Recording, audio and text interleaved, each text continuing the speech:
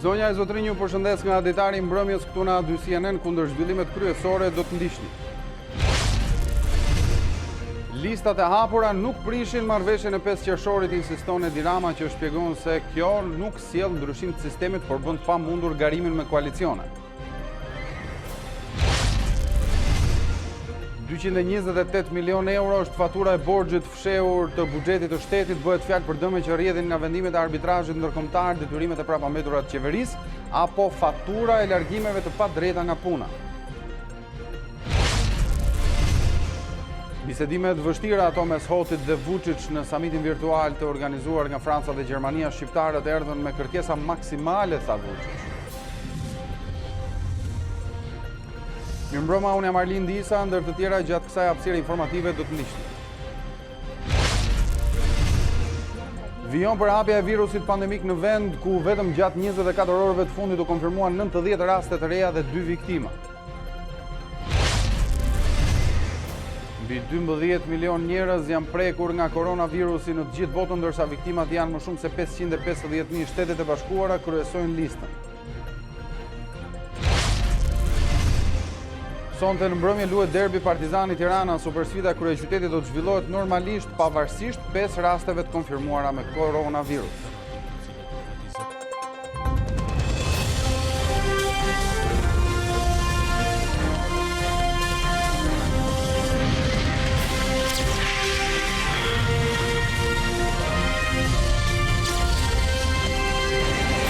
Socialistët konfirmuan zyrtarisht se do të pranojnë hapjen e listave të kandidatëve. Kryeministri Edi Rama shpjegoi se kjo nuk sjell ndryshim të sistemit dhe sipas tij nuk preket as marrëveshja politike e 5 qershorit që ka me opozitën jashtëparlamentare mbi reformën zgjedhore. Por listat e hapura, theksoi Rama, e bëjnë të pamundur garimin me koalicione. Edi Rama zyrtarizoi vendimin për hapjen e listave të kandidatëve në zgjedhje, duke ja faturuar këtë një dëshirë dërmuese të opinionit publik. Mbështesim si Parti Socialiste një hapje të listave dhe t'i japim mundësi çdo zgjedhësi të zgjedh subjektin politik dhe të shpreh preferencën e tij për deputetin apo deputeten e përfshirë në listën e subjektit. Për kryeministrin, plotësimi i kësaj kërkese të opozitës parlamentare ka si pasojë direkte pamundësimin e garimit me koalicione. Sepse i bie që të kemi në një flet votimi që do të ishte një qylym nga universiteti deri tek monumenti Skënderbeut. Të gjitha këto për Ramën janë vetëm mekanizma korrektues që nuk përbëjnë ndryshim të sistemit zgjedhor. Jep 3 arsye bazuar mbi kriteret të Venecias. Kemi sot një sistem proporcional rajonal dhe kjo nuk preket. Çdo ndryshim i madhësisë zonës zgjedhore konsiderohet ndryshim i vetë sistemit. Kjo nuk preket.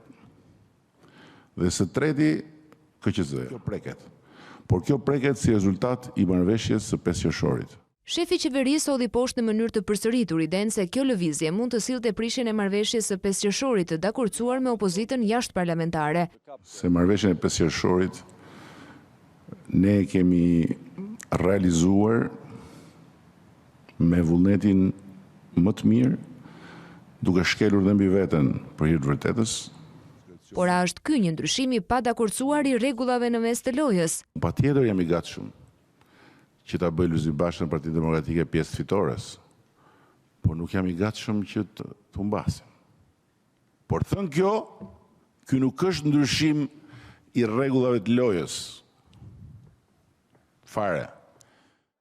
Përgjigje i dha dhe ndërkombëtarëve që ditët e fundit kanë kërkuar të mos bëhen ndërhyrje në sistemin zgjedhor një vit përpara zgjedhjeve. Sipas kësaj logjike, u shpreh Rama, nuk do të mund të miratojë as marrëveshja e 5 qershorit.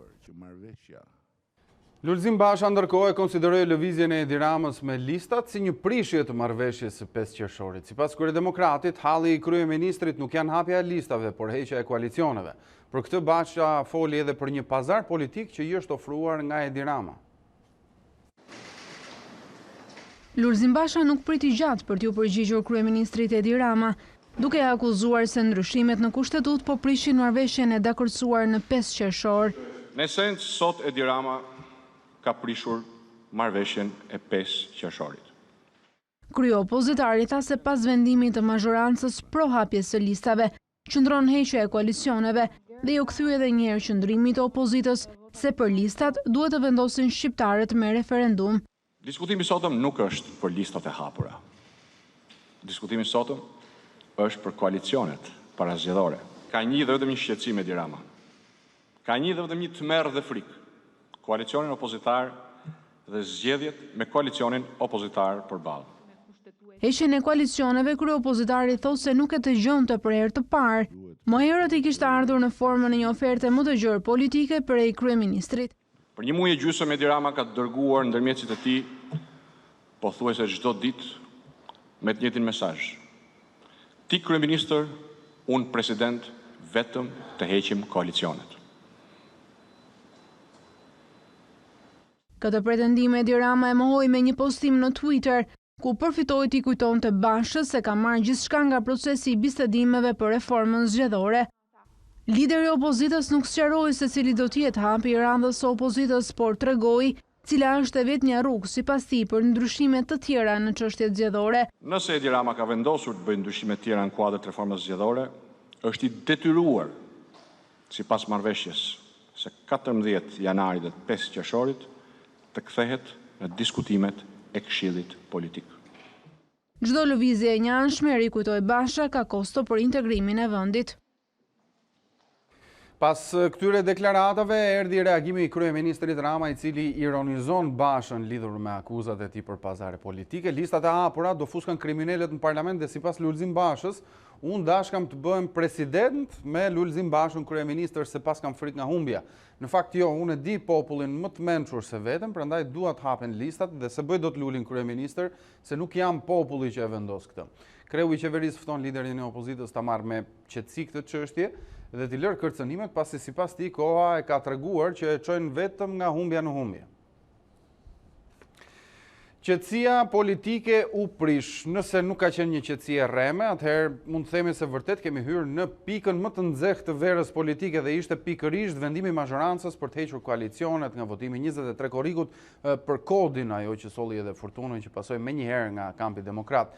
Ne kemi të ftuar në lidhje të drejtë për drejtë analistin Afrim Krasniqi për të na ndihmuar që të shikojmë pak më thellë në të rejat që dita e sotme solli. Afrim, mirëmbrëma, faleminderit që jemi ne. Mirëmbrëma. Atëherë, Rama mbështet plotësisht hapjen e listave, që të plotësohet kështu dëshira e shumicës shqiptarëve që të zgjedh deputeten dhe deputetin që ai dëshiron, siç thot ai. Në pamje të parë, kjo është një plotësim i dëshirës së opozitës, po e quajmë ne, kështu grupin parlamentar të opozitës në parlament, por argumenti i kryeministrit se pikërisht hapja e listave do të bënte të pamundur koalicionet. Arsye sipas kryeministrit ishte vështirësia për votuesin me një listë qarqaf të gjatë, siç tha zoti Rama, me emra dhe që do ta konfuzonte. Po, le ta shkodojmë se çfarë fshihet në të vërtetë pas kësaj. Vërtet ky është shqetësimi i kryeministrit apo ka një qëllim tjetër heqja e koalicioneve? Në fakt, në pyetjen e fundit që sidomos pjesën e fundit deri ku i dhat realisht drejtim këtij debati. Nuk ka lidhje ky debat me hapjen apo mbylljen e listave. Madje vendimi për të hapur listave është pozitiv në vetvete, por nuk është hapje listash, sepse në momentin që shkon me hapje listash dhe eliminon koalicione politike, duke i detyruar aktorët politik, partitë e tjera politike të hyjnë në listën e Partisë Socialiste dhe Partisë Demokratike, është kufizim me ofertës dhe do kemi vetëm 2 oferta në fushatë elektorale. Kur hapja e listave supozohet që qytetarët do zgjidhin midis të gjitha listave të mundshme, individe që ata duan të kenë përfaqësim në parlament, dhe sidomos prurjet e reja politike, të cilat mund të ishin nga deputetët aktual në parlament, po sidomos grupe që janë jashtë parlamentit dhe kanë nevojë për përfaqësim. Po çfarë ka ndodhur? Jemi në fundin e mandatit të dytë dhe jemi në fazën ku po debatohet se kush do marrë drejtimin e Shqipërisë nëse do ketë një mandat tretë apo do ketë një rotacion politik. Dhe kemi parë gjatë kësaj jave 2 konsultime të rëndësishme, të cilat ishin kundërshtim me ligjin. Konsultim kryeministri me grupin e deputetëve dhe me kryetarët e bashkive, kundërshtim me ligjin sepse nuk u bën selinë e partisë, pavarësisht se ishin përqeshje partie, po u bën ministri. Dhe në këtë debate doli pikërisht kjo dilemë. Partia Socialiste është partia e vetme. Duke qenë e vetme në pushtet, ajo ka shijuar pushtetin deri sot, por të shkojë vetme në zgjedhje, ajo ka në mënyrë automatike një rënje drastike të shanseve të saj për të siguruar një mandat tjetër. Dhe në të dhe rrethana e ka gati pamundur për gjetur aleat të rinë politik nga aktorët potent politik. Dhe përpasoj, përplasja ashpër me aktorët potent politik dhe dërgimi i tyre në mënyrë a priori tek opozita, e cila ka më të lehtë krijojë një front politik kundër tij, e detyrojnë atë të kërkojë mekanizma të tjerë dhe mekanizmi sipas tij është matematikor. Nëse ndalohen koalicione politike, Partia Socialiste që nga viti 96 është partia e parë proporcionale në Shqipëri dhe i shtohen shanset për të ruajtur drejtën e fitimit të krijimit të qeverie nëse bëhen zgjedhjet me diferencë vogël vitin e ardhshëm. Problemi është shumë i thellë. Gjatë javës fundi ka pas disa zhvillime për cilat nuk është raportuar në media dhe një prej tyre zhvillimeve është një takim i ambasadorëve kryesor perëndimor me kryeministrin, një komunikim realisht online me kryeministrin, ku ishte bërë shumë e qartë që i gjithë faktorin ndërkombëtar në Tiranë, i cili përfaqëson shtetet përkatëse, është unanim në nevojën për votimin e asaj quhet paketa ligjore e ndryshimeve të 5 qershorit dhe marrëveshjes. Dhe duke bërë shumë qartë që çdo vijim nga ajo është devijim nga parimi i marrëveshjes dhe nga nevoja për pasur një Shqipëri normale dhe për çuar një lajm mirë në Bruksel dhe në Berlin në lidhje me progresin e Shqipërisë.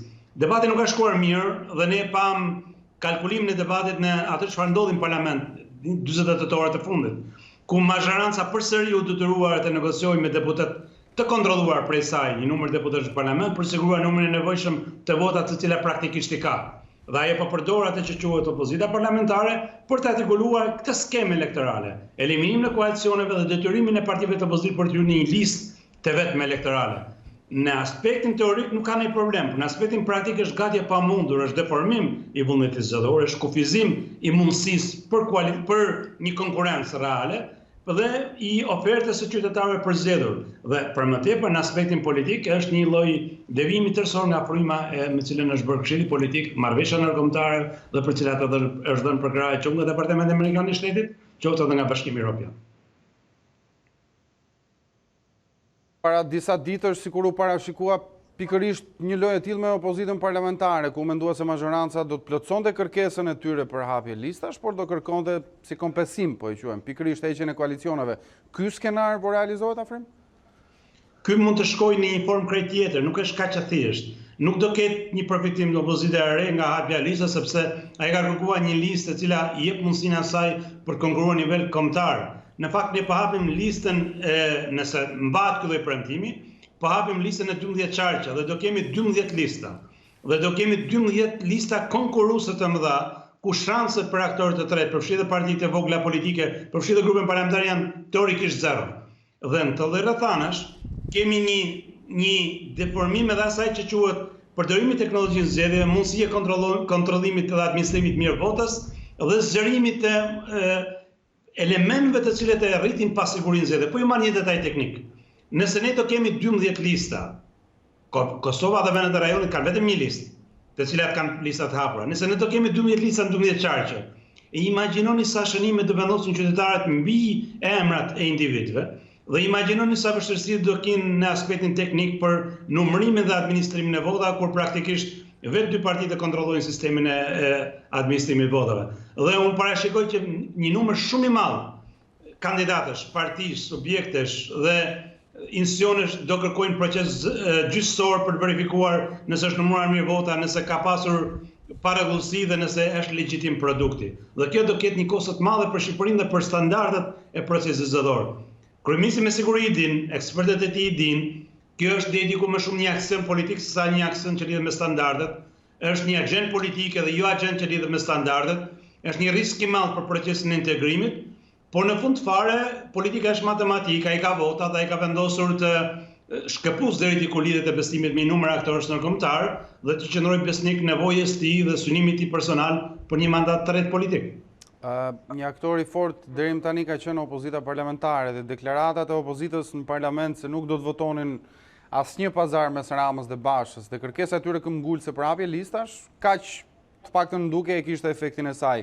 Mendoni se kthesa e tyre menjëhershme pa çka akuzave ndaj Ramës vjen në fakt si pjesë e një pazari mes tyre dhe vetë kryeministrit për të votuar kodin?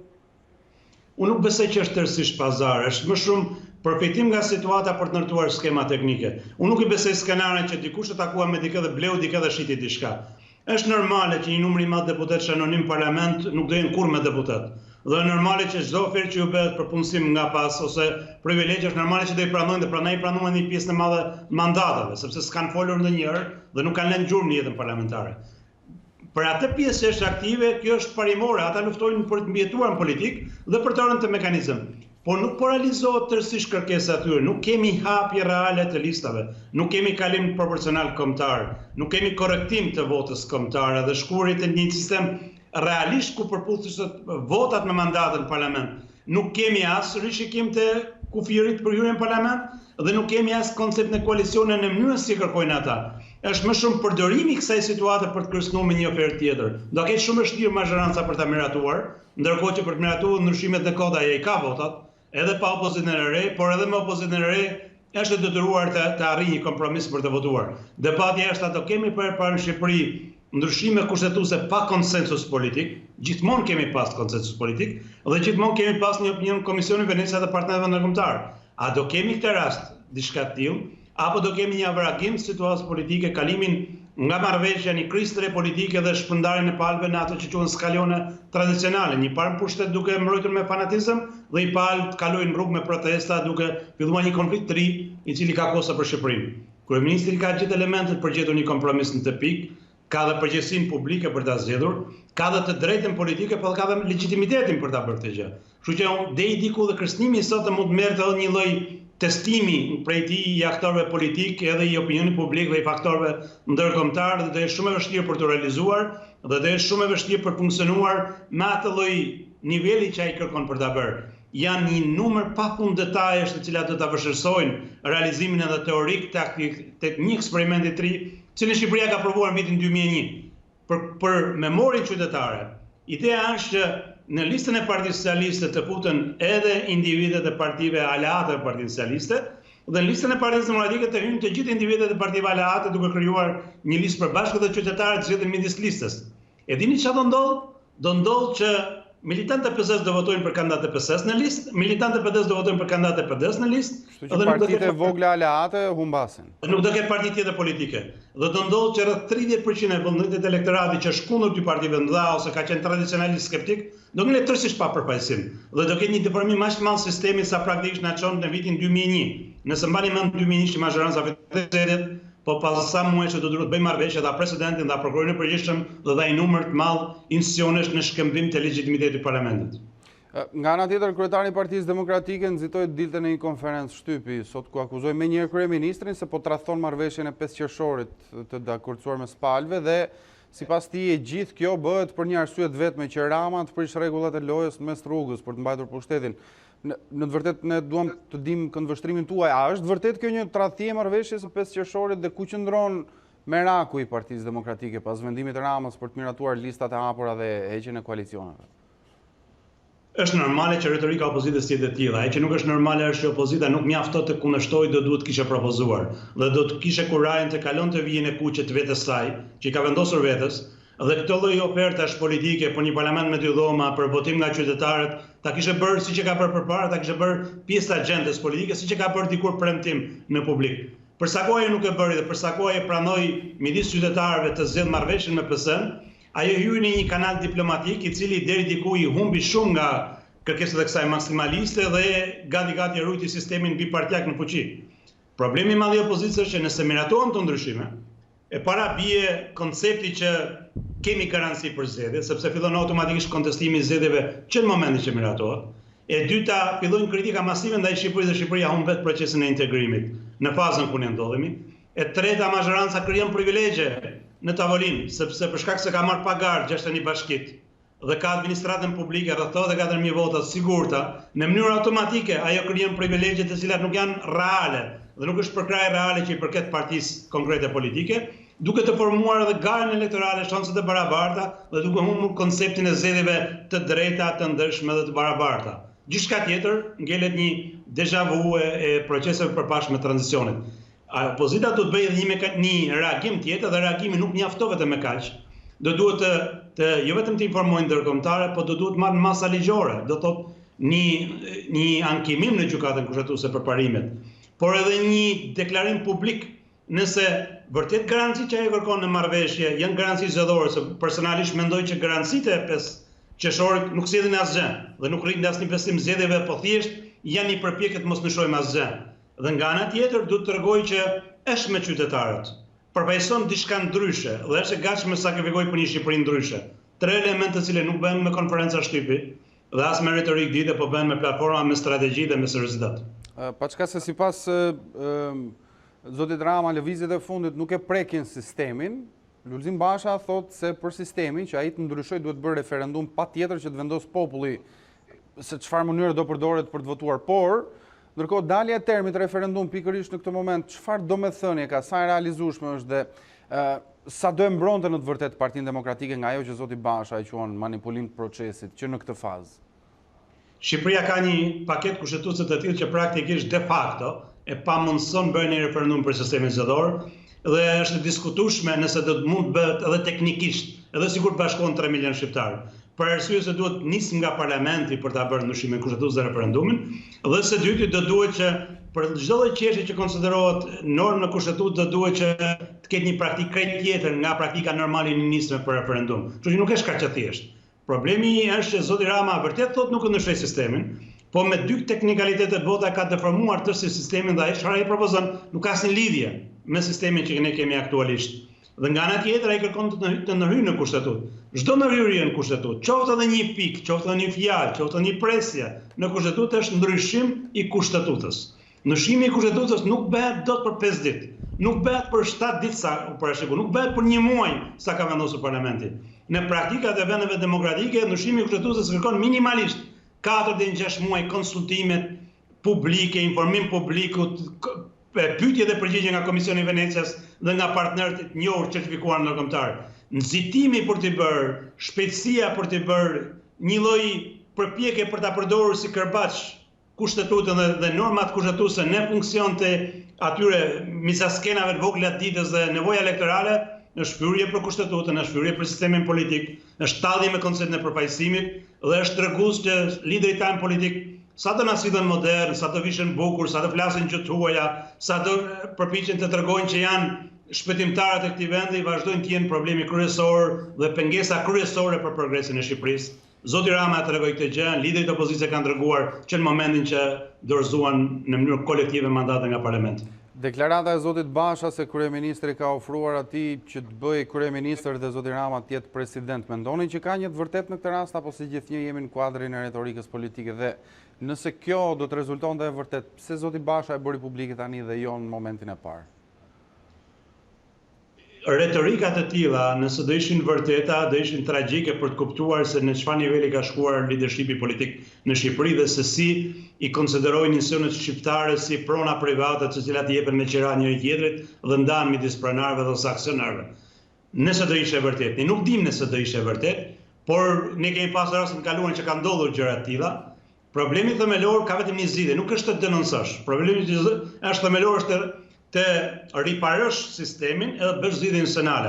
Dhe zgjidhja institucionale është bisedimet e Këshillit Politik duhet ishin bërë publike. Duhet kishte transparencë. Duhet ishin informuar publiku çfarë po diskutohet, kush e ka propozuar, kush janë përfitimet, kush janë kostot dhe kush janë alternativat e para. E parë, takimet politike duhet ishin bërë publike, sidomos kur kanë bënë me sistemin politik dhe me zgjedhësit. Fati që asnjëherë prej tyre nuk bëhen publike, me siguri gjithë palët japin e marrën me një gjë dhe ky është përsëri një sinjal i keq për Shqipërinë. Kjo nuk e bën njërin më të mirë me të keq, kjo bën demoralizon qytetarët, demoralizon shoqërinë, demoralizon edhe ata që ndjekun dhe duan ta ndihmojnë Shqipërinë, faktorin ndërkombëtar sepse sjelljet e tjera lidhen me fisin, lidhen me krahinën, lidhen me parademokracinë, po jo me një vend që dëshiron për të hyrë antar në Bashkimin Evropian dhe pret për të marrë tani nisjen e bisedimit. A mos ishte kjo ajo marrëveshja që patën frikë ndërkombëtarët, zoti Krasniqi, kur thanë se po luhet një pazar pas krave që fillon me politikën dhe shkon deri tek sabotimi i reformës në drejtësi? Jo, unë mendoj që ka investim dukshëm politik kundër reformës në drejtësi dhe do ketë antarmen, për sa ko politikanë do jenë gjithmonë klientët e mundshëm drejtësisë. Kështu që është zonë influence për para dhe pushtet dhe edhe parimisht politikanët kanë qenë dhe janë kundër drejtësisë. Sepse vetë fjala drejtësi bën kundërshtim me çfarë bën politikanët dhe çfarë na ofrojnë ata në shoqëri. Kështu që unë besoj që ajo marrëveshje qendron, po që nuk është bërë publike dhe nuk bëhet asnjëherë se nuk është e shkruar. Kurse këto që të ndodhin janë imagjino një qytetar në banesë që dëshiron për të ndryshuar ky vend dhe i kupton që në ekranin televizorit që ata që konsiderohen lider këtij vendi bëjnë pazare të tilla ose oferta të tilla ose bisedime për gjëra të tilla ose i përplasin gjëra të tilla. Në gjitha rastet, mesazhi që ai merr është ose ik nga vendi, ose mbyll gojen, ose ky vend nuk bëhet, ose çfarë bëj për fëmijët. Dhe janë 4 mesazhe që nuk ua kemi borxh kësaj elite politike dhe që ata në mënyrë të paturshme na i dhanë edhe sot.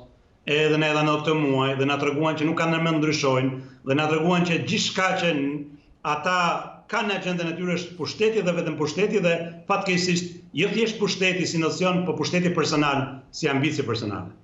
Zoti Krasniqi, unë ju falenderoj për këtë bisedë. Faleminderit juve. Shkëputemi për një hapësirë publicitare të nderuar shikues, do të kthehemi pas pak. Duart Rokiti fitoren, por kryetari i grupit parlamentar demokrat përsëri është i pakënaqur nga lëshimet e kryeministrit Rama. Myslim Murrizi deklaroi se nuk voton marrëveshjen e 5 qershorit para nismës kushtetuese dhe thekson si kusht pakalueshëm depolitizimin e administratës zgjedhore. Ka pranuar që shqiptarët në 2021 të zgjedhin dhe të mos votojnë. Kjo është një fitore. Por kjo nuk konsiderohet një fitore përfundimtare. Pak më parë ju po ta thanë që avash edhe kryeministri do të ulet me kam tokë. Siç këto ditë do të shihni që do të ulet me kam tokë, se s'po them se me gjë tjetër, por me kam tokë, do të ulet edhe shumë tjerë, edhe këta properendimorët e mëdhenj. Edi Rama nuk e ka kënaqur sa duhet Myslim Murrizin. Pas ndryshimit kushtetuese, abrogimit nenit 68, hap rrugë për një kod të ri zgjedhor dhe në kodin zgjedhor do të kërkojmë me këmbgulje zbatimin e rekomandimeve të OSBE-Odirit. Thot se nuk e lidh asgjë me 5 qershorin dhe i kujton kryeministrit hierarkinë e ligjeve. Në përgjigje të deklaratës së zotit Rama se ndryshimet në kod nuk kanë lidhje me ndryshimet kushtetuese. Janë çështje teknike. Si mund ta votojmë paraprakisht kodin kur do të bëhen ndryshime kushtetuese të dakordsuara tashmë, edhe ndryshimet kushtetuese duhet të kenë një kod tjetër. Nuk mundet të bëhet fejesa pasdasme. Shpresa e Murrizit dhe opozitarëve të tjerë në kuvend është të dalin në garë njësoj me të mëdhenjtë e politikës dhe që votat të mos numërohen nga komisionerët e këtyre të fundit. Të kalojmë kushtetutën, është minimalja në kohë duhet kaloni, të kalojmë kushtetutën dhe pastaj të shikojmë. Ky kushti juaj, zoti Murrizi? Patjetër që do të jetë kusht që minimalja numëruesit e atyre vullnetit qytetarëve në kutitë e votimit duhet jenë apolitik. Aprovimi i socialistëve për të hapur listat e kandidatëve për deputet u konfirmua edhe më herët në Këshillin e Legjislacionit. Mazhoranca me vot pronë parimi hapi rrugë procedurës parlamentare për hapjen e listave dhe heqjen e koalicionit. Thirrjeve dhe në nivel ndërkombëtar për të mos vonuar reformën zgjedhore të dakordsuar me demokratët, mazhoranca u përgjigj duke avancuar dhe me nismën tjetër në kuvend për ndryshimet kushtetuese që kërkon opozita parlamentare. Komisioni i Ligjeve dhe Këshilli i Legjislacionit votuan pronë në parim hapjes së listave dhe garimit pa koalicione. Miratohet në parim me 16 vota pro, me 1 kundër, pas asnjë abstenim. Deputetët socialistë justifikuan votën pro me dhënien e një të drejtë më shumë për elektoratin. Dikush kërkon koalicionet parazgjedhore se do të vegjetoj 30 vjet në ombrellën e një partie të madhe, sigurisht që është i lirë ta kërkoj koalicionin parazgjedhor ose jo. Kush ka interes për konkurruar i vetëm, sigurisht që kërkon heqjen e koalicioneve parazgjedhore. Por thelbi i kësaj nisme është liria dhe barazia e votës qytetarëve shqiptar. I shërben zgjedhësve, i shërben popullit shqiptar. E të legitimoj pikërisht atë që në fund çdo votues kërkon të votoj për kandidatin e parapëlqyer dhe ky kandidat jetë përfaqësuesi i tij. Nisma nuk i prek as sistemin rajonal proporcional, as zonat zgjedhore. Kush e ka frikë këtë, do të thotë që është i pafuqishëm, është i pasigurt për forcën e vet politike dhe nëse dëshiron mund të krijojë një parti tjetër ose mund të shkrijnë brenda vetes disa parti për të rritur efektin e tyre elektoral. I vetmi zë dhe vot kundërshtues ishte ai Adretik Kalimadhit, që foli për falsifikim firmash të nismëtarëve, por që nuk u mor për bazë. Të hënën nis shërtimin nen për nen, proces gjatë të cilit socialistët kanë njoftuar se do të paraqesin ndërhyrjet e tyre. Komisioneri për zgjerimin Oliver Varheli kërkoi miratimin nga Parlamenti të marrëveshjes së 5 qershorit sipas rekomandimeve të OSBE-Odirit. Është e rëndësishme që reforma e dakordsuar më 5 qershor të adoptohet nga Parlamenti sa më shpejt në sesionin aktual. me qëllim që të mundsojë zbatimin e ndryshimeve të reja përpara zgjedhjeve të përgjithshme të vitit të ardhshëm. Varheli nuk mbështet ndryshimet në sistemin zgjedhor, pasi sipas tij ndryshimet jashtë rekomandimeve të OSBE-Dirit duhet miratohen jo më pak se një vit para zgjedhjeve.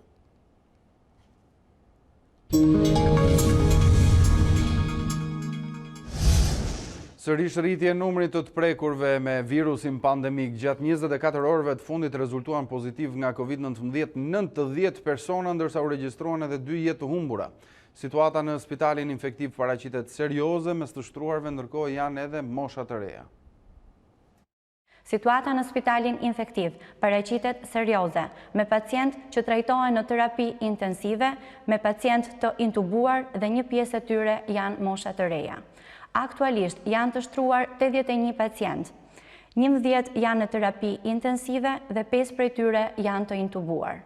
Fatkeqësisht, 2 qytetarë nuk e kanë fituar dot betejën me COVID-19, një 81 vjeçar nga Shkodra dhe një 63 vjeçar nga Elbasani, të shtruar prej disa ditësh në spitalin infektiv. Në gjendje të rënduar, nuk kanë mundur të mbijetojnë, me gjithë përpjekjet e stafit mjekësor. Ministria e Shëndetësisë dhe Mbrojtjes Sociale i shpreh ngushëllimet familjes.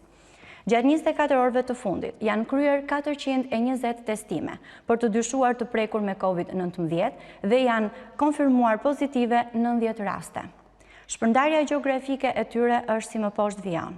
36 raste në Tiranë, 15 në Durrës, 11 në Vlorë, 8 raste në Kukës, Krujë, 4 në Kurbin, 3 në Elbasan, 2 në Lushnjë, nga një rast në Lezhë, Kamës, Dibër.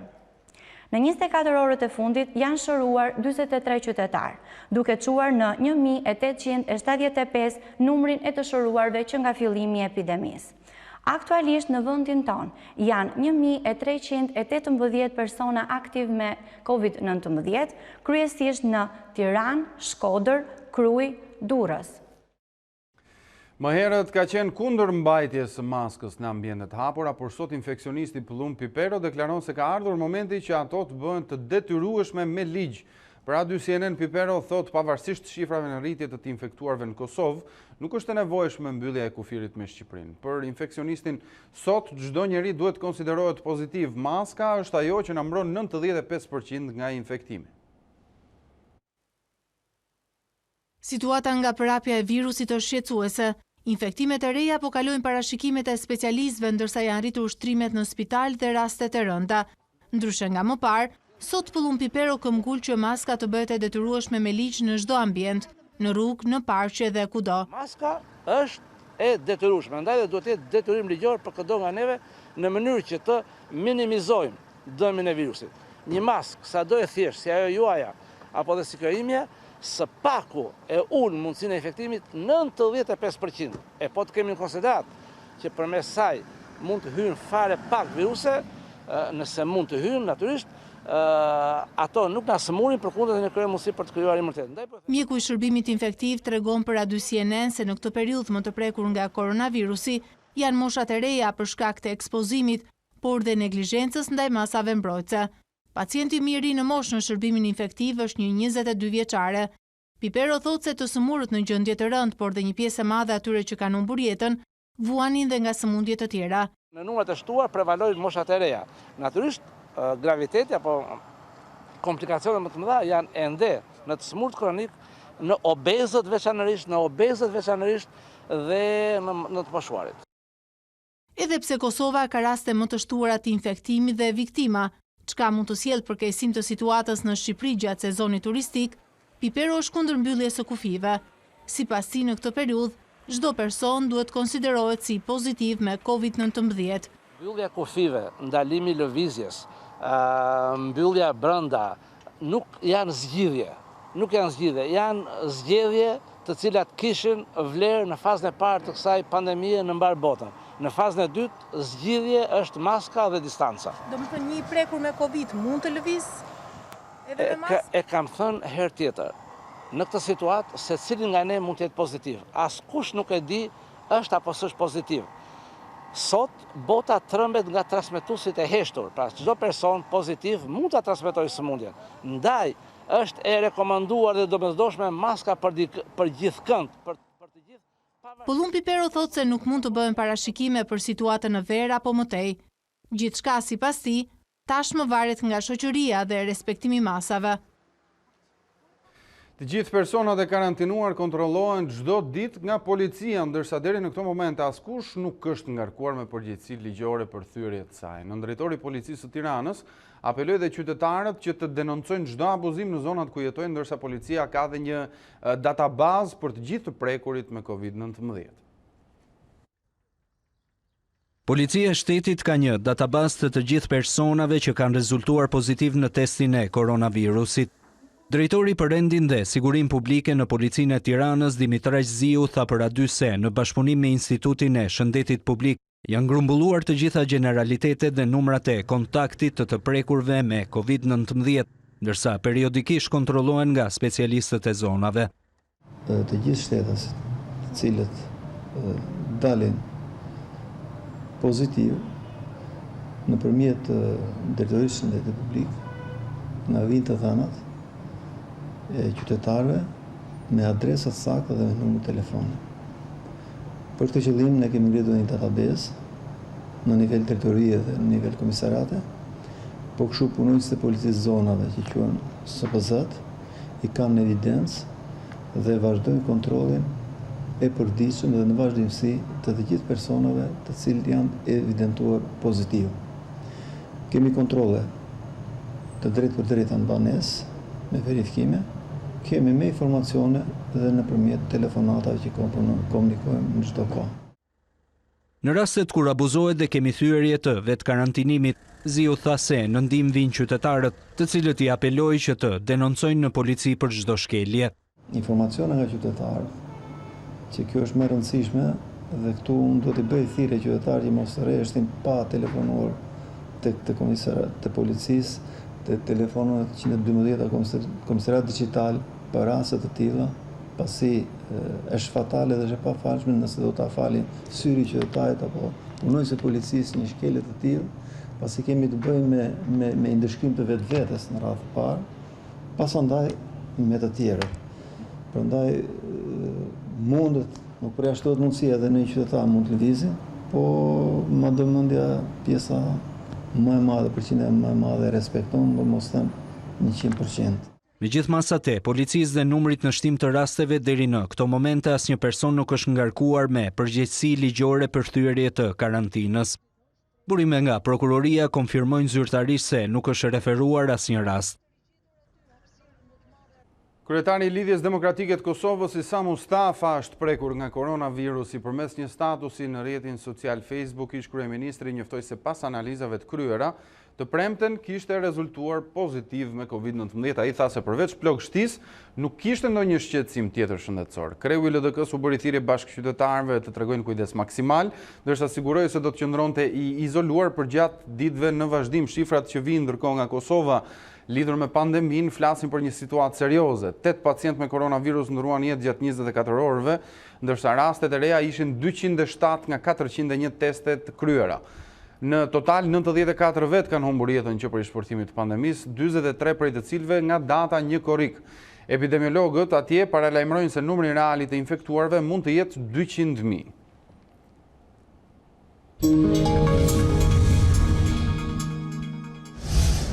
Prej 10 muajsh, Agjencia Shtetërore e Kadastrës së Vlorës nuk po gjen qetësi. Edhe drejtori më i fundit i këtij institucioni, Jurgen Pilkapi, i emëruar vetëm një muaj më parë, ka dhënë dorëheqjen, duke u bërë kështu drejtuesi i 7 në 10 muaj që largohet nga detyra. Arsyeja e kësaj situate dyshohet se është ngërçi me regjistrimin e tokave në Bregdetin e Jalës, me vlerë disa miliona euro. Ajo drejtori po vuan problematikat e akumuluara për 30 vjetëve dhe që ne po mundohemi t'i hapim tani.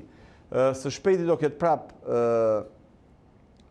ndryshime në Vlorë, ndryshime jo thjesht në kuptimin njerëzor, po edhe totalisht organizativ të asaj drejtorie. Pra jemi duke parë një skem tërësisht riorganizimit të asaj drejtorie, sepse nuk mund të mbetet një enklav e problematike në një pjesë të Shqipërisë, kur e gjithë pjesa tjetër e Shqipërisë dhe pjesë të Bregdetit, pjesë tjera të Bregdetit funksionojnë në mënyrë normale. Dhe nuk ka zgjatur shumë pas paralajmërimit të drejtorit të përgjithshëm të kadastres Artan Lames dhe ka ardhur dorëheqja e 7 brenda 10 muajve të fundit në drejtorinë vendore të kadastres në Vlorë. Jurgen Pilkapi, pas vetëm 1 muaj e pak ditë nga emërimi si drejtori i AKSH-së së Vlorës, ka dhënë dorëheqjen. Ashtu si gjithë paraardhësit e tij që nga shtatori deri më tani, arsyet e dorëheqjes janë për arsye personale. Por nuk është e vështirë të kuptohet që regjistrimi i pronave në Bregdet dhe në mënyrë të veçantë një pjesë të lakmueshme të këtij Bregdeti, siç është jala, dyshohet të jetë thembra e akilit të kësaj problematike në Vlorë. Madje disa prej drejtuesve të dorëhequr të AKSH-së në Vlorë janë shoqëruar edhe me punonjës garde, pikërisht për shkak të kërcënimeve që kanë marrë. Nga ana tjetër, edhe policia dhe prokuroria e Vlorës kanë nisur disa herë hetime për drejtues dhe zyrtar të kadastrës, por deri më tani nuk ka asgjë konkrete. Dhe përballë kësaj situate tashmë të njohur, duket se zgjidhja është rotacioni i drejtuesve, derisa të mendohet një ristrukturim i plotë i kësaj drejtorie, që ishte edhe premtimi më i fundit i drejtorit të përgjithshëm të kadastrës Artan Lame. Konstatimet të ndryshme nga ekspertë të ndryshëm, por për të njëjtin pallat të dëmtuar nga tërmeti. Ky është realiteti i hidhur që po përjetojnë 10 familje të pallatit numër 8 në Durrës. Pas shumë kërkesave në bashki, tashmë ata janë drejtuar prokurorisë, pasi pretendojnë se po fshihen qëllimisht dëmet e pallatit që e bëjnë atë të pabanueshëm. Banorët të pallatit numër 8 në lagjen 5 të Durrësit tani më kanë përfunduar në dyert e prokurorisë, duke kërkuar drejtësi për pallatin e tyre. Objekti në fjalë është dëmtuar nga tërmeti 26 nëntorit dhe sipas banorëve që i referohen ekspertizave teknike të bëra nga vetë ekspertët e caktuar nga organi akuzës, pallati ka një cedim në themel prej më shumë se 51 centimetrash. Por ky fakt duket se nuk cilësohet me rrezik për qëndrueshmërinë e ndërtesës, ndërsa për banorët është një fakt që rrezikon nga çasti në çast i jetën e 10 familjeve. Sjellin përgjigje të manipulojnë provat kanë thirr avokatin ton, që të manipulojnë provat që të kalojnë është i rregull. Ekspertin e kam këtu shkrinë që është i tepër rrezikshëm, ekspertizën e këtij e kam dorë tani. Edhe këto duhen ta bëjnë sikur i rregull. Prokuroria u desh të fillonte hetimet dhe ka bërë matjen me topograf prap, është bërë dhe gjeologjia, nuk diskutohet se kanë gjitha aty brenda. Dhe matja e dytë, topografike, nga inxhinieri i institutit, po për llogarit prokurorisë, ka dalë 51.4, 10 cm më tepër. Këtu tani ne kemi ardhur dhe kërkojmë për shpejtimin e hetimit, dhe të nxjerrim përfundimin e dosjes. Se të tjera gjëra po na thuajnë këtu dhe po kalon afati dhe po mbulojnë dhe provat. Edhe më parë banorët të këtij pallati kanë protestuar për gjendjen në të cilën ndodhet kjo godin, por deri më tani nuk kanë marrë asnjë përgjigje. Partia Demokratike ka kërkuar hetimin nga prokuroria të kryeministrit Edi Rama për shpërdorim të tyre për dëmin prej 109 milion euro që do të paguhet nga buxheti i shtetit pas vendimit të arbitrazhit për betejën ligjore me sipërmarrësin Beketi. Ish deputeti Enkeleda Libea i tha se kryeministri duhet ta paguajë dëmin nga pasuria e tij për shkak se çështja përfundoi në gjykatë si pasojë e luftës personale të kryeministrit me sipërmarrësin italian. Lufta e shpallur ndaj sipërmarrësit italian Francesco Becchetti për arsyeën e vetme se zotronte një media kritike ndaj qeverisë, ndaj Edi Ramës dhe Erion Veliajt, po u kushton qytetarëve shqiptar plot 109.5 milion euro. Si për shumë gjëra të tjera, premtimet e Edi Ramës se nuk do të paguajnë asgjë, nuk do të paguajnë asnjë qindark për luftën e tij personale ndaj Bekketit, rezultuan një gënjeshtër e madhe. Gjykata ndërkombëtare e arbitrazhit i dha të drejtë sipërmarrësit dhe i kërkon Shqipërisë të paguajë dëmin. Nderuar qytetar, në platformën tonë antimafia, kjo është një nga pikat kryesore. Zyrtari përgjegjës për një vendim të gabuar që i shkakton dëm buxhetit duhet të paguajë me pasurinë e tij. Është detyrë e drejtësisë të hetojë, të marrë në përgjegjësi penale kryeministrin e vendit për shpërdorim të tyre. Shqiptarët nuk kanë pse të paguajnë nga taksat e tyre 109 milion euro për luftën personale të Edi Ramës me median e lirë dhe biznesin. Jemi Jemi sërish në transmetim të drejt për drejt në Ditarin e mbrëmjes këtu në A2 CNN. Socialistët konfirmuan zyrtarisht se do të pranojnë hapjen e listave të kandidatëve. Kryeministri Edi Rama shpjegoi se kjo nuk sjell ndryshim të sistemit dhe sipas tij nuk preket as marrëveshja politike e 5 qershorit që ka me opozitën jashtë parlamentare mbi reformën zgjedhore. Por listat e hapura, theksoi Rama, e bëjnë të pamundur garimin me koalicione.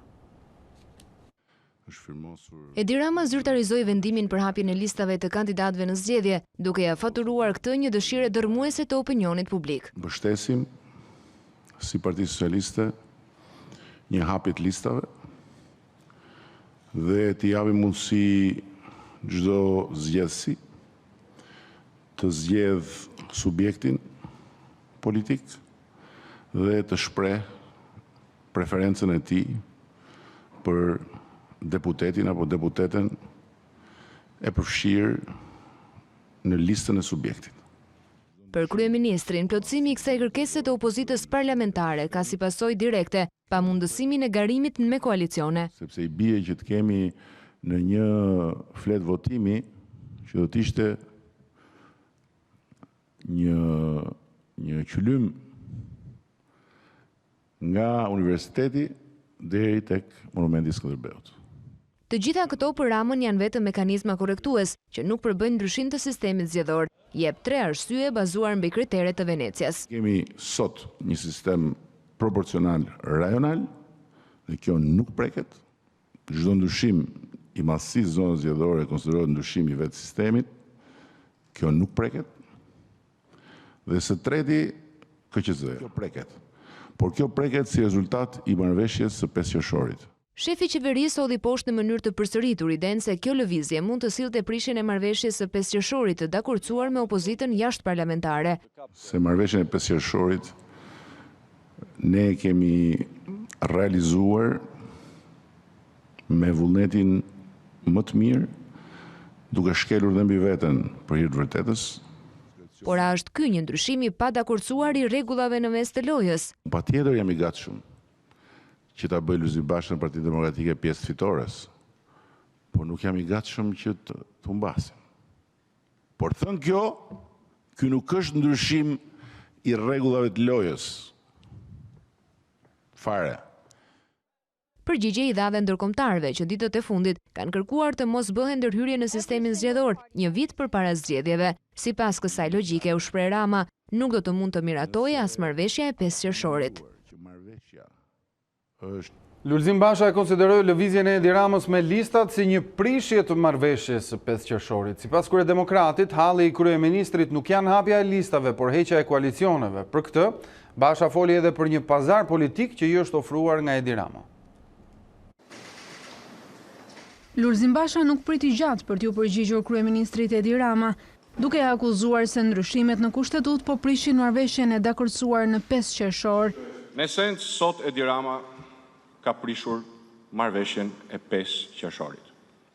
Kryeopozitari tha se pas vendimit të mazhorancës pro hapjes së listave, qëndron heqja e koalicioneve dhe ju kthye edhe një herë qëndrimit të opozitës se për listat duhet të vendosin shqiptarët me referendum. Diskutimi sotëm nuk është për listat e hapura. Diskutimi sotëm është për koalicionet parazgjedhore. Ka një dhe vetëm një shqetësim Edi Rama. Ka një dhe vetëm një tmerr dhe frikë. Koalicionin opozitar dhe zgjedhjet me koalicionin opozitar përballë.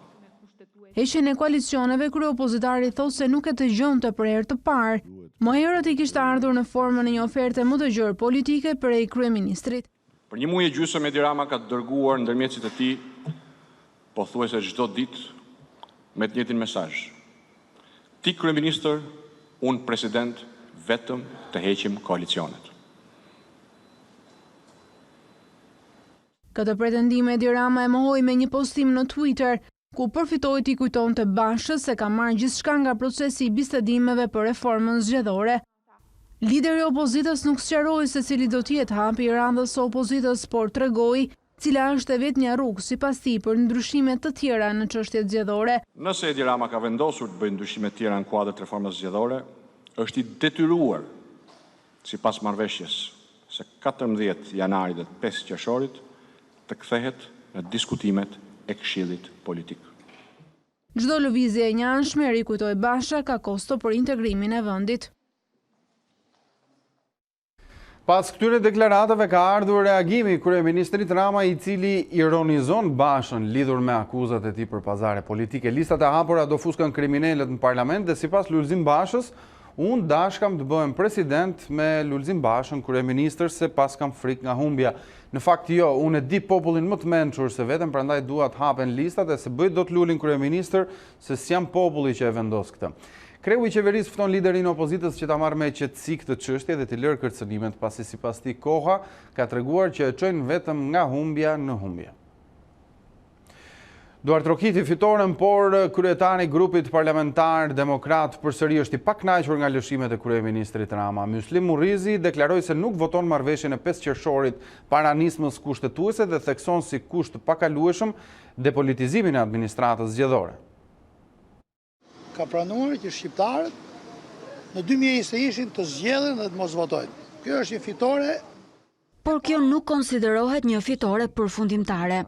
Pak më parë ju po ta thanë që avash edhe kryeministri do të ulet me kam tokë. Siç këto ditë do të shihni që do të ulet me kam tokë, se s'po them se me gjë tjetër, por me kam tokë, do të ulet edhe shumë tjerë, edhe këta properendimorët e mëdhenj. Edi Rama nuk e ka kënaqur sa duhet Myslim Murrizin. Pas ndryshimit kushtetuese, abrogimit nenit 68, hap rrugë për një kod të ri zgjedhor dhe në kodin zgjedhor do të kërkojmë me këmbgulje zbatimin e rekomandimeve të OSBE-ut. Thot se nuk e lidh asgjë me 5 qershorin dhe i kujton kryeministrit hierarkinë e ligjeve, në përgjigje të deklaratës së zotit Rama se ndryshimet në kod nuk kanë lidhje me ndryshimet kushtetuese. Janë çështje teknike. Si mund ta votojmë paraprakisht kodin kur do të bëhen ndryshime kushtetuese të dakordsuara tashmë, edhe ndryshimet kushtetuese duhet të kenë një kod tjetër. Nuk mundet të bëhet fejesa pasdasme. Shpresa e Murrizit dhe opozitarëve të tjerë në kuvend është të dalin në garë njësoj me të mëdhenjtë e politikës dhe që votat të mos numërohen nga komisionerët e këtyre të fundit. Do të kalojmë kushtetutën, është minimalje në kohë duhet të kalojmë kushtetutën, pastaj të shikojmë. Ky kushti juaj, zoti Murrizi? Patjetër që do të jetë kusht që minimalja numëruesit e atyre vullnetit qytetarëve në kutitë e votimit duhet jenë apolitik. Aprovimi i socialistëve për të hapur listat e kandidatëve për deputet u konfirmua edhe më herët në Këshillin e Legjislacionit. Majoranca me vot pro në parim i hapi rrugë procedurës parlamentare për hapjen e listave dhe heqjen e koalicioneve. Thirrjeve dhe në nivel ndërkombëtar për të mos vonuar reformën zgjedhore të dakordsuar me demokratët, majoranca u përgjigj duke avancuar dhe me nismën tjetër në kuvend për ndryshimet kushtetuese që kërkon opozita parlamentare. Komisioni i Ligjeve dhe Këshilli i Legjislacionit votuan pro në parim hapjes së listave dhe garimit pa koalicione. Miratohet në parim me 16 vota pro, me 1 kundër, pas asnjë abstenim. Deputetët socialistë justifikuan votën pro me dhënien e një të drejtë më shumë për elektoratin. Dikush kërkon koalicionet parazgjedhore se do të vegjetoj 30 vjet në ombrellën e një partie të madhe, sigurisht që është i lirë ta kërkoj koalicionin parazgjedhor ose jo. Kush ka interes për konkurruar i vetëm, sigurisht që kërkon heqjen e koalicioneve parazgjedhore. Por thelbi i kësaj nisme është liria dhe barazia e votës qytetarëve shqiptar. I shërben zgjedhësve, i shërben popullit shqiptar. E të legitimoj pikërisht atë që në fund çdo votues kërkon të votoj për kandidatin e parapëlqyer dhe ky kandidat jetë përfaqësuesi i tij. Nisma nuk i prek as sistemin rajonal proporcional, as zonat zgjedhore. Kush e ka frikë këtë, do të thotë që është i pafuqishëm, është i pasigurt për forcën e vet politike dhe nëse dëshiron mund të krijojë një parti tjetër ose mund të shkrijnë brenda vetes disa parti për të rritur efektin e tyre elektoral. I vetmi zë dhe vot kundërshtues ishte ai Adretik Kalimadhit, që foli për falsifikim firmash të nismëtarëve, por që nuk u mor për bazë. Të hënën nis shërtimin nen për nen, proces gjatë të cilit socialistët kanë njoftuar se do të paraqesin ndërhyrjet e tyre. Komisioneri për zgjerimin Oliver Varheli kërkoi miratimin nga Parlamentit marrëveshjes së 5 qershorit sipas rekomandimeve të OSBE-Odirit. Është e rëndësishme që reforma e dakordsuar më 5 qershor të adoptohet nga Parlamenti sa më shpejt në sesionin aktual me qëllim që të mundsojë zbatimin e ndryshimeve të reja përpara zgjedhjeve të përgjithshme të vitit të ardhshëm. Varheli nuk mbështet ndryshimet në sistemin zgjedhor pasi sipas tij, ndryshimet jashtë rekomandimeve të OSBE-Odirit duhet miratuan jo më pak se një vit para zgjedhjeve. 228 milion euro është fatura e borxhit fshehur të buxhetit shtetit, bëhet fjalë për dëme që rrjedhin nga vendimet e arbitrazhit ndërkombëtar, detyrimet e prapambetura të qeverisë, ku përfshihen kontratat pa paguara, mos rimbursimit të VSH-s për biznesin, si dhe fatura e largimeve të padrejta nga puna. Emergjenca shëndetësore e COVID-19 dhe goditja e fortë ekonomike që ka marrë vendi kanë detyruar qeverinë të rishikojë buxhetin, duke çuar deficitin buxhetor në shifrën rekord të 1 miliard eurove. Vetë Ministria e Financave parashikon që deri në fund të vitit, borxhi publik të kapërcej nivelin e 80% në raport me prodhimin e brendshëm bruto. Por borxhi që duhet të paguajnë shqiptarët është edhe më i lartë. Këtu përfshihen pagesat për kontratat PPP, detyrimet e prapambetura të qeverisë, si dhe vendimet e arbitrazhit që arrin një dëm prej 100 milion euro. Në total, ky borxh i fshehur arrin në 33% të prodhimit të brendshëm bruto. Sipas raportit të mesvitit mbi zbatimin e buxhetit, deri në fund të muajit mars, fatura e detyrimeve të prapambetura arriti në 6.5 miliard lek. Këtu përfshihen pagesat e mbartura ndaj kompanive për punë, madhra apo shërbime të realizuara, por edhe vendimet e shumta gjyqësore për largimet e padrejta nga puna, dietat e papaguara të punonjësve të administratës, si dhe stoku i rimbursimit të VSH-s. Nga ana tjetër, një shifër prej 109.5 milion euro shkapin detyrimet e shtetit shqiptar që rrjedhin nga vendimet e arbitrazhit ndërkombëtar. Pjesën më të madhe të këtyre detyrimeve prej afro 100 milion euro e zë çështja Beketi. Ndërkaq pritet që fatura e borxhit të rritet akoma më tej për shkak të çështjeve të reja që do t'i drejtohen gjykatave ndërkombëtare si pasojë e shkeljes së kontratave nga ana e qeverisë. Sërish rritje e numrit të prekurve me virusin pandemik gjatë 24 orëve të fundit rezultuan pozitiv nga COVID-19 90 persona, ndërsa u regjistruan edhe 2 jetë të humbura. Situata në spitalin infektiv paraqitet serioze, ndërsa mes të shtruarve janë edhe mosha të reja. Situata në spitalin infektiv paraqitet serioze, me pacient që trajtohen në terapi intensive, me pacient të intubuar dhe një pjesë e tyre janë mosha të reja. Aktualisht janë të shtruar 81 pacient, 11 janë në terapi intensive dhe 5 prej tyre janë të intubuar. Fatkeqësisht, 2 qytetarë nuk e kanë fituar dot betejën me COVID-19, një 81 vjeçar nga Shkodra dhe një 63 vjeçar nga Elbasani, të shtruar prej disa ditësh në spitalin infektiv. Në gjendje të rënduar, nuk kanë mundur të mbijetojnë, me gjithë përpjekjet e stafit mjekësor. Ministria e Shëndetësisë dhe Mbrojtjes Sociale i shpreh ngushëllimet familjes. Gjatë 24 orëve të fundit, janë kryer 420 testime për të dyshuar të prekur me COVID-19 dhe janë konfirmuar pozitive 90 raste. Shpërndarja gjeografike e tyre është si më poshtë vijon. 36 raste në Tiranë, 15 në Durrës, 11 në Vlorë, 8 raste në Kukës, Krujë, 4 në Kurbin, 3 në Elbasan, 2 në Lushnjë, nga një rast në Lezhë, Kamës, Dibër. Në 24 orët e fundit janë shëruar 43 qytetarë, duke çuar në 1875 numrin e të shëruarve që nga fillimi i epidemisë. Aktualisht në vendin tonë janë 1318 persona aktiv me COVID-19, kryesisht në Tiranë, Shkodër, Krujë, Durrës. Më herët ka qenë kundër mbajtjes së maskës në ambientet e hapura, por sot infekcionisti Plum Pipero deklaron se ka ardhur momenti që ato të bëhen të detyrueshme me ligj. Për Radio CNN Pipero thot, pavarësisht shifrave në rritje të infektuarve në Kosovë, nuk është e nevojshme mbyllja e kufirit me Shqipërinë. Për infekcionistin, sot çdo njeri duhet konsideroj veten e tij pozitiv. Maska është ajo që na mbron 95% nga infektimi. Situata nga përhapja e virusit është shqetësuese. Infektimet e reja po kalojnë parashikimet e specialistëve, ndërsa janë rritur ushtrimet në spital dhe rastet e rënda. Ndryshe nga më parë, Sot Pëllumb Pipero këmbgul që maska të bëhet e detyrueshme me ligj në çdo ambient, në rrugë, në parqe dhe kudo. Maska është e detyrueshme, ndaj duhet të jetë detyrim ligjor për çdo nga neve në mënyrë që të minimizojmë dëmin e virusit. Një maskë sado e thjeshtë si ajo juaja apo dhe si kjo imja, së paku e ullë mundësinë e efektimit 95%. E po të kemi në konsiderat që përmes saj mund të hynë fare pak viruse, nëse mund të hynë, natyrisht, ato nuk na sëmurin përkundër në krye mundësi për të krijuar imunitet. Mjeku i shërbimit infektiv tregon për A2 CNN se në këtë periudhë më të prekur nga koronavirusi janë moshat e reja për shkak të ekspozimit, por dhe neglizhencës ndaj masave mbrojtëse. Pacienti më i ri në moshë në shërbimin infektiv është një 22 vjeçare. Pipero thotë se të sëmurët në gjendje të rëndë, por dhe një pjesë e madhe atyre që kanë humbur jetën, vuanin dhe nga sëmundje të tjera. Në numrat e shtuar prevalojnë moshat e reja. Natyrisht, graviteti apo komplikacionet më të mëdha janë ende në të smurt kronik, në obezët veçanërisht dhe në të poshuarit. Edhe pse Kosova ka raste më të shtuara të infektimit dhe viktima, çka mund të sjellë përkeqësim të situatës në Shqipëri gjatë sezonit turistik, Pipero është kundër mbylljes së kufive.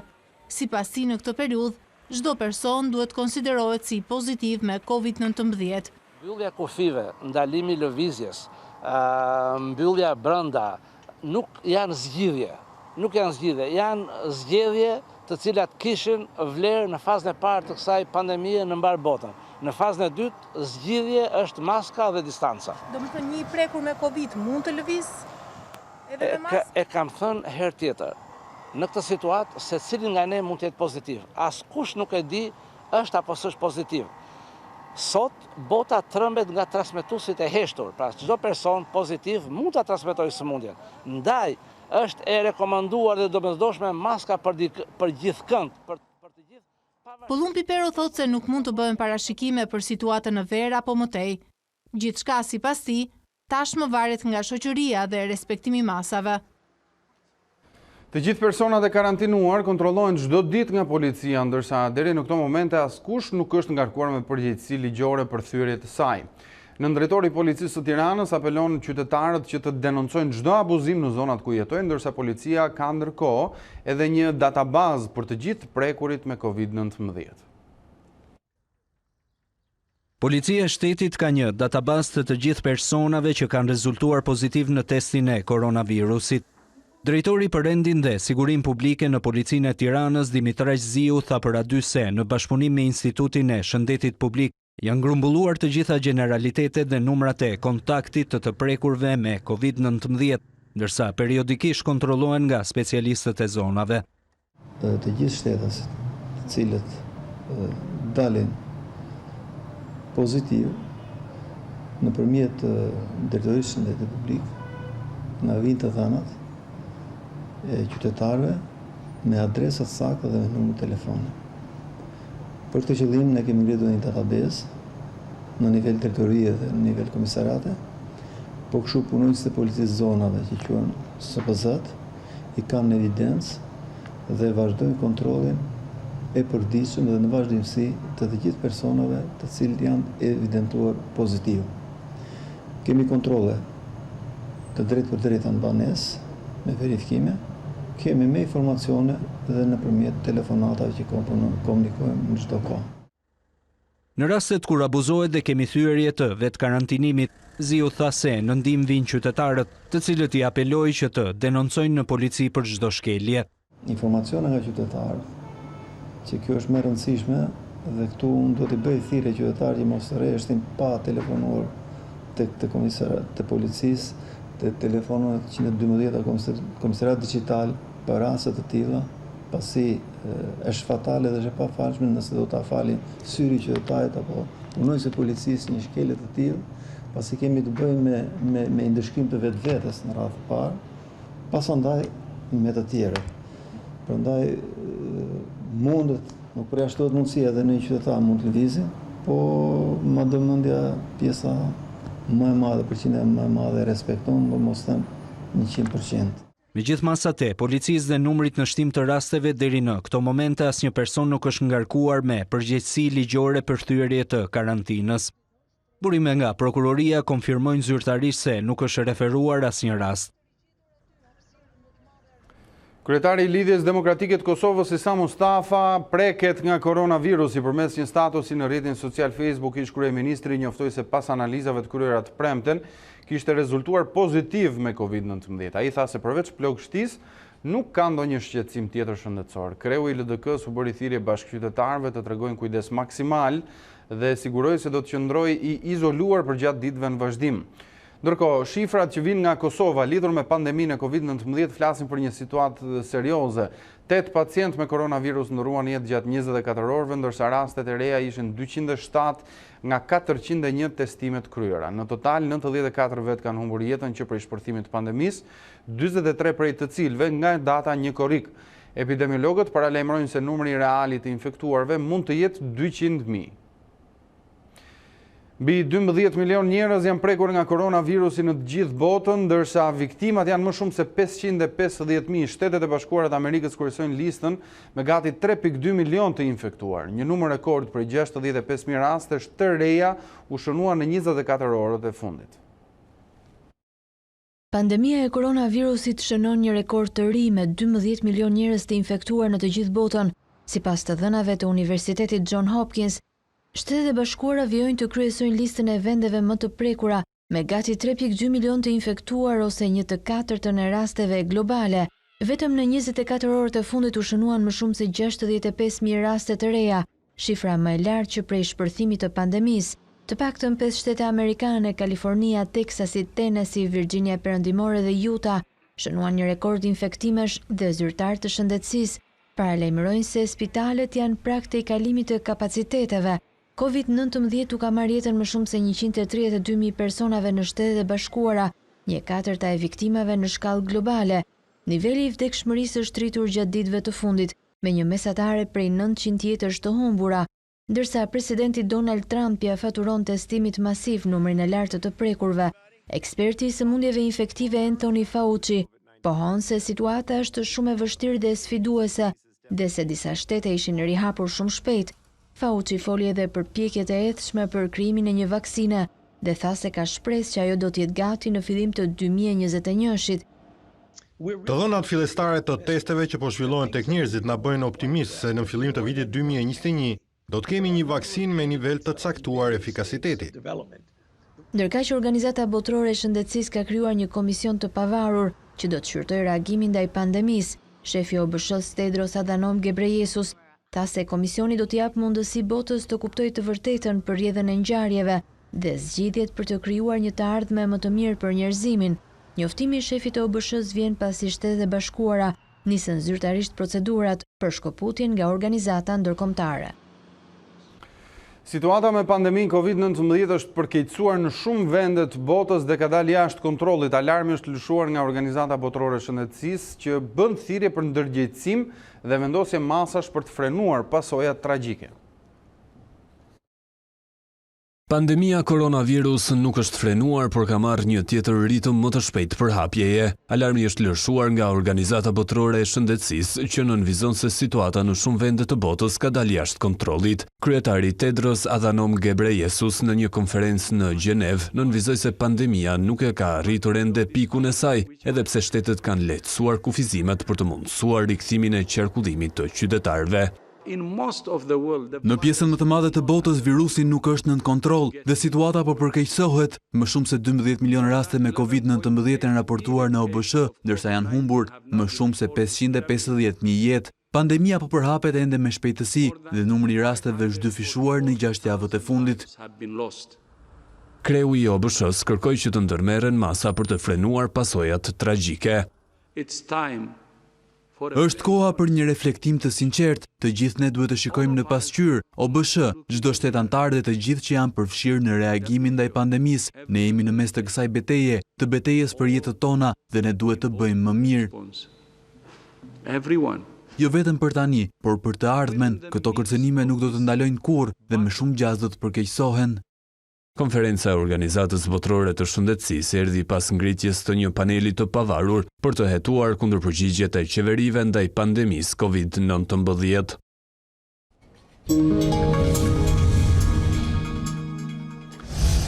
Prej 10 muajsh, Agjencia Shtetërore e Kadastrës në Vlorë nuk po gjen qetësi edhe drejtori më i fundit i këtij institucioni, Jurgen Pilkapi, i emëruar vetëm 1 muaj më parë, ka dhënë dorëheqjen duke u bërë kështu drejtuesi i 7 në 10 muaj që largohet nga detyra. Arsyeja e kësaj situate dyshohet se është ngërçi me regjistrimin e tokave në Bregdetin e Jalës me vlerë disa miliona euro. Ajo drejtori po vuan problematikat e akumuluara për 30 vjetëve dhe që ne po mundohemi t'i hapim tani. Së shpejti do ketë prap ndryshime në Vlorë, ndryshime jo thjesht në kuptimin njerëzor, po edhe totalisht organizativ të asaj drejtorie. Pra jemi duke parë një skem tërësisht riorganizimit të asaj drejtorie, sepse nuk mund të mbetet një enklav e problematike në një pjesë të Shqipërisë, kur e gjithë pjesa tjetër e Shqipërisë dhe pjesë të Bregdetit, pjesë tjera të Bregdetit funksionojnë në mënyrë normale. Dhe nuk ka zgjatur shumë pas paralajmërimit të drejtorit të përgjithshëm të kadastres Artan Lames dhe ka ardhur dorëheqja e 7 brenda 10 muajve të fundit në drejtorinë vendore të kadastres në Vlorë. Jurgen Pilkapi, pas vetëm 1 muaj e pak ditë nga emërimi si drejtori i AKSH-së së Vlorës, ka dhënë dorëheqjen. Ashtu si gjithë paraardhësit e tij që nga shtatori deri më tani, arsyet e dorëheqjes janë për arsye personale. Por nuk është e vështirë të kuptohet që regjistrimi i pronave në Bregdet dhe në mënyrë të veçantë një pjesë të lakmueshme të këtij Bregdeti, siç është Jala, dyshohet të jetë thembra e akilit të kësaj problematike në Vlorë.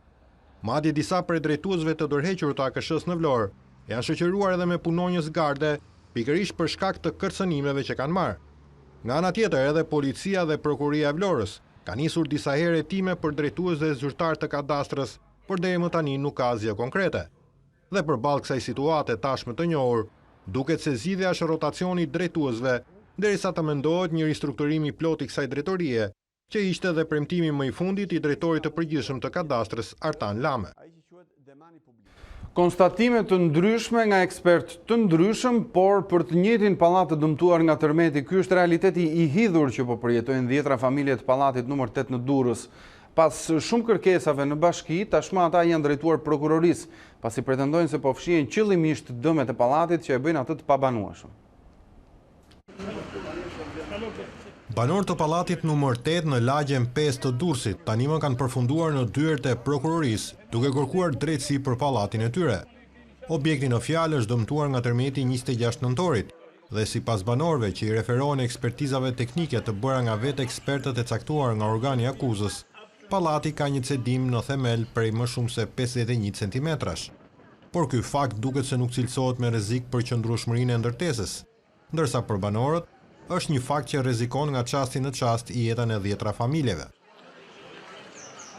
Sjellin përgjigje të manipulojnë provat kanë thirr avokatin ton, që të manipulojnë provat që të kalojnë as i rregull. Ekspertin e kam këtu shkrinë që është i tepër rrezikshëm, ekspertizën e këtij e kam dorë tani. Edhe këto duhen ta bëjnë sigurisht në rregull. Prokuroria u desh të fillonte hetimet dhe ka bërë matjen me topograf prap, është bërë dhe gjeologjia, nuk diskutohet se kanë gjitha aty brenda. Dhe matja e dytë, topografike, nga inxhinieri i institutit, po për llogarit prokurorisë, ka dalë 51.4, 10 cm më tepër. Këtu tani ne kemi ardhur dhe kërkojmë për shpejtimin e hetimit dhe të nxjerrim përfundimin e dosjes. Se të tjera gjëra po na thuajnë këtu dhe po kalon afati dhe po mbulojnë dhe provat. Edhe më parë banorët të këtij pallati kanë protestuar për gjendjen në të cilën ndodhet kjo godinë, por deri më tani nuk kanë marrë asnjë përgjigje.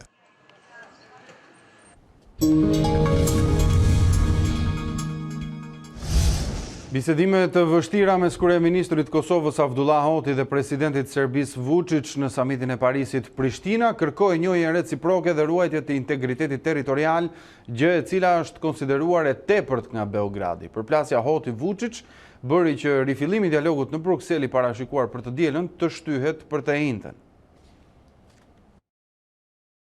Rifillimi i dialogut Kosovë-Serbi i parashikuar për këtë të diel është shtyrë për të njëjtën. Kjo erdhi si rezultati i bisedimeve tepër të vështira mes kryeministrit Avdullah Hoti dhe presidentit Aleksandar Vučić në samitin virtual të Parisit, të organizuar nga kancelaria gjermane Angela Merkel dhe presidenti francez Emmanuel Macron.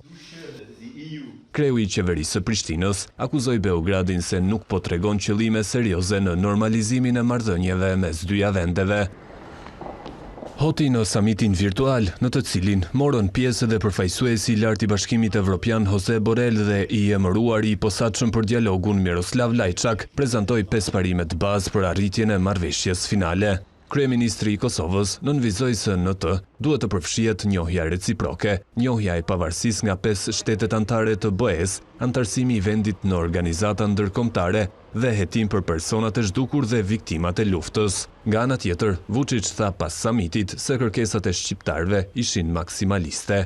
Ata kërkuan ruajtjen e integritetit territorial të Kosovës, pranimin e kushtetutës së Kosovës, njohjen reciproke, antarësimin në OKB dhe njohjen nga 5 vendet e BE-s, u shpreh presidenti serb, duke shtuar se në këtë pikë rinisja e bisedimeve duket e pakuptimt.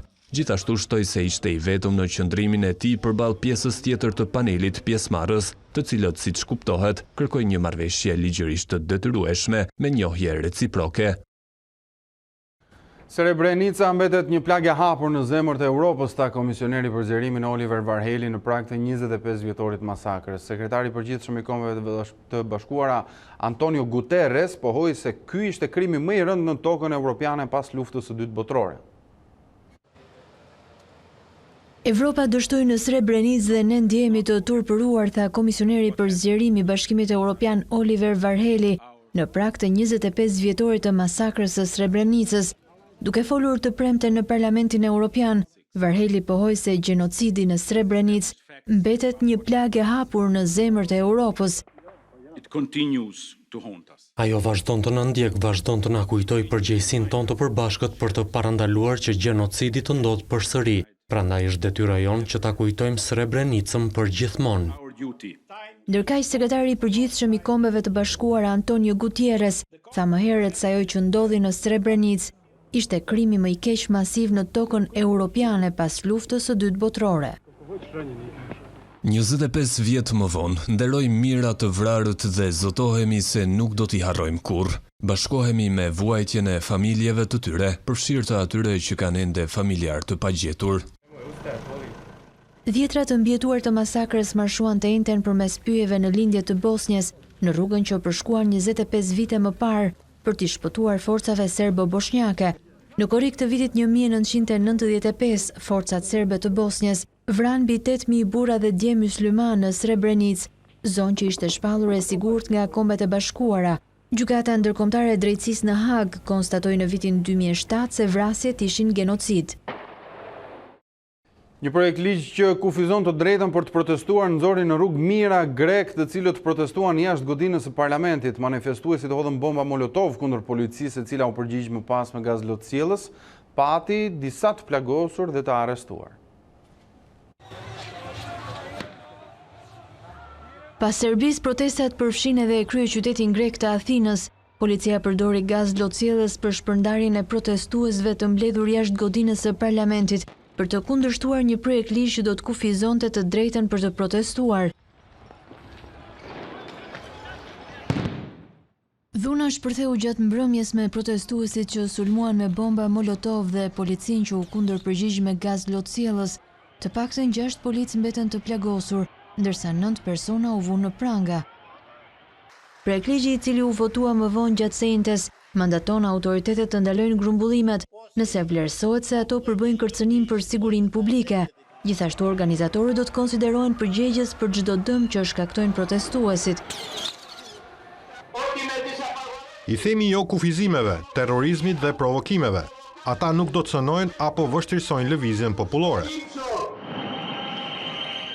Çështja është shumë e ndjeshme në Greqi, ku e drejta për të protestuar mbrohet me kushtetutë. Manifestimet në rrugë janë gati të përditshme në vend, dhe sipas kryeministrit Kyriakos Mitsotakis, ato nuk duhet të pengojnë jetën e qytetarëve.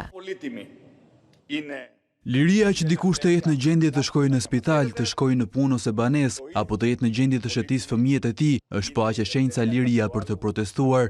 Në demokraci, liria e dikujt nuk duhet të sundojë mbi lirinë e një tjetri. Lideri i opozitës Aleksis Tsipras pretendon se qeveria po përpiqet të shtypë të drejtat demokratike, duke penguar demonstratat e ardhshme, ndërsa përballet me impaktin ekonomik të masave për frenimin e pandemisë. Turqia kthen në xhami muzeumin e Shën Sofis në Stamboll. Vendimi erdhi nga një gjykate e lartë që anulloi statusin e muzeumit për sajtin kulturor më të famshëm të botës. Objekti i kultit 1500 vjeçar, i themeluar fillimisht si katedrale e krishterë, u kthye më pas në xhami nga osmanët, pas pushtimit të Konstantinopolës nga Sultan Mehmeti II. Në vitin 1934, Shën Sofia u shndërrua më pas në muze. Presidenti Erdogan ishte ai që kërkoi kthimin e saj në xhami pas thirrjeve të grupimeve muslimane në vend, pavarësisht kundërshtimeve të opozitës. Turqia nuk mori parasysh as thirrjet e UNESCO-s, që e kishte listuar objektin historik pjesë të trashëgimisë kulturore, ndërkohë menjëherë pasi vendimi hyri në fuqi, janë kryer dhe lutjet e para brenda Shën Sofis dhe profilet zyrtare të sajtit kulturor në rrjetet sociale janë fshirë.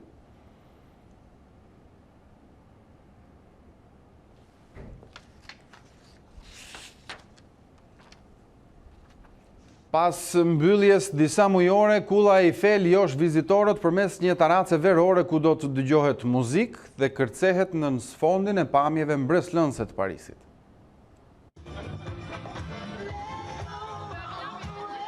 Një taracë verore ku vizitorët mund të relaksohen 57 metra mbi tokë, të dëgjojnë muzikë dhe të kërcejnë, ndërsa shijojnë pamjet mbreslënse të Parisit. Kjo është ajo që do të ofrojë gjatë sezonit të verës atraksioni më i famshëm i Francës, Kulla Eiffel. Taraca dhe bari në ambient të hapur do të presin vizitorë deri në 28 gusht dhe DJ të ndryshëm do të luajnë muzikë elektronike çdo të njëjtë e të premte, nga ora 19 deri në 22 të mbrëmjes. Festa e parë u zhvillua në 9 korrik. E mbyllur në muajin mars për shkak të pandemisë së koronavirusit, monumenti rihapi dyert për publiku në 25 qershor. Edhe pse të gjithë vizitorëve u kërkohet të mbajnë maskë dhe të ruajnë distancën e sigurisë, pak prej tyre e mbuluan fytyrën, teksa kërcenin apo bisedonin me miq gjatë festës në ambient të hapur. Kulla Eiffel pret zakonisht rreth 7 milion vizitorë çdo vit, 75% prej të cilëve janë turistë të huaj. Me këto informacione kemi mbritur në fund të kësaj hapësire informative. Përpara se të ndahemi, ju kujtoj të klikoni aty cnn.com, faqen tonë të internetit. Aty do të gjeni të përditësuara informacionet dhe zhvillimet kryesore nga vendi, rajoni dhe bota. Bashkë mirëpafshim.